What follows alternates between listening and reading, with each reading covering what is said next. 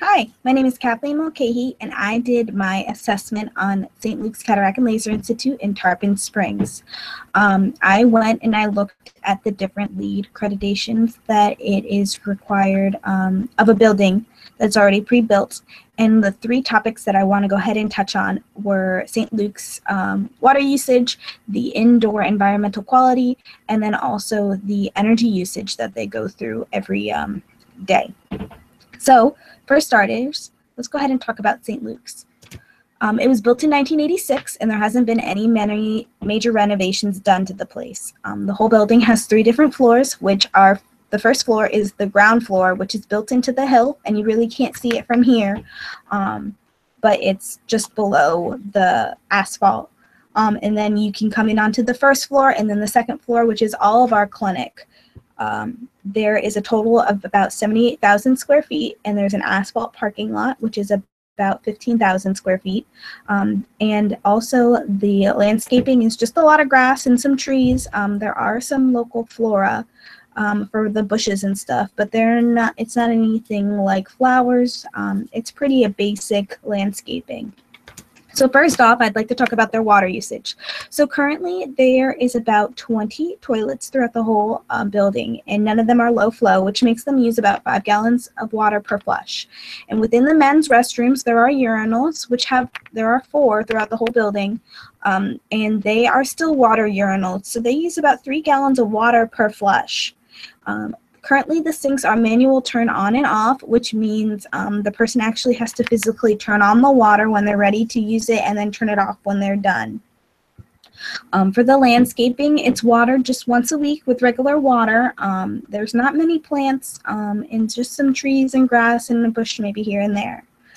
So some solutions, definitely changing all the toilets to low flow toilets would definitely be a plus because most low flow toilets use about 1.6 gallons of water comparatively to the 5 gallons that they're using now. The bathroom faucets could be changed also to a metered valve faucet, so then they would automatically turn on and off after the amount of water was used. Usually in bathrooms, they use the half a gallon setting, just because sometimes you just need a little more water to get all the suds off of your hands. But always, if they needed more water, they can go ahead and press the button again to get more water. When it comes to watering the landscape, they can do 2 things. They can go ahead and use reclaimed water because there's not a lot of people that are outside. They usually do it Friday afternoons. So no one's really outside. There's not a lot of foot traffic Friday afternoons. And then also they can go ahead and manually turn off the water sprinkling system during the rainy season, because we get so much rain that it's naturally watered, so you don't have to water on top of that.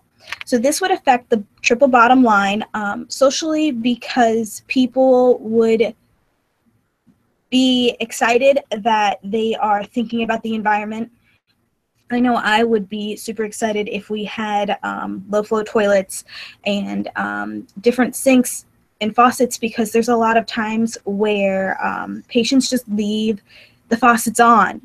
And there's been times where we don't even know how long they've been running, but they've just been running.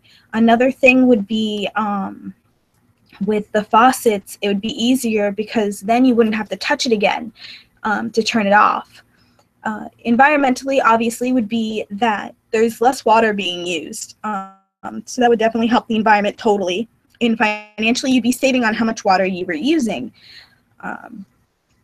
Next, we are going to talk about the indoor environment.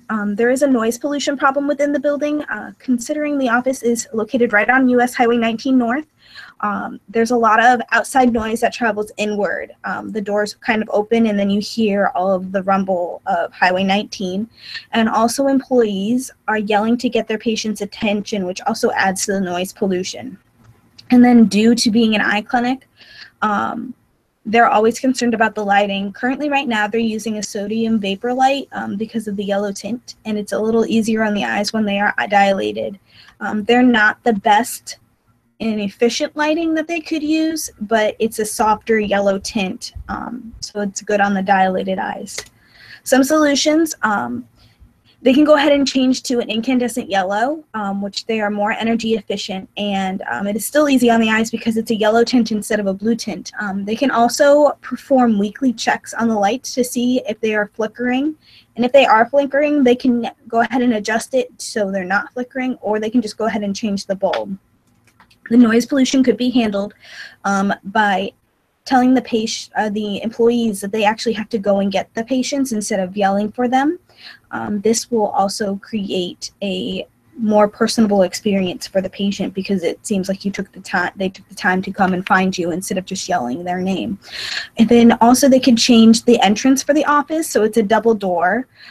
So then it would be more difficult for noise to travel in. Once they came through the first set of doors, first they would close and then they would open through the second set of doors.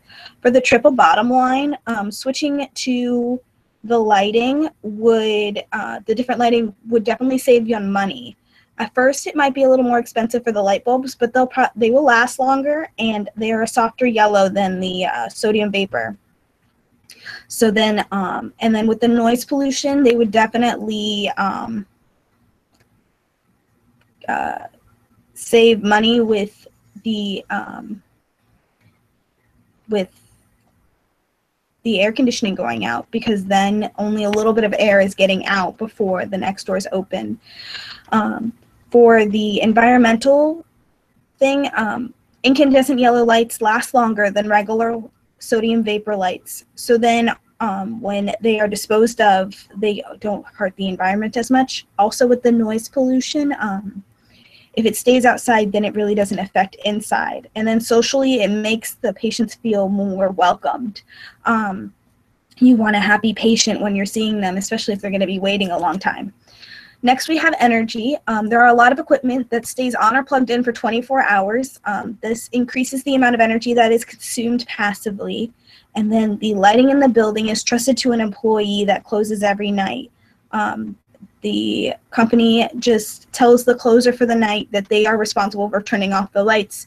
So you are just relying on an employee to turn off the lights.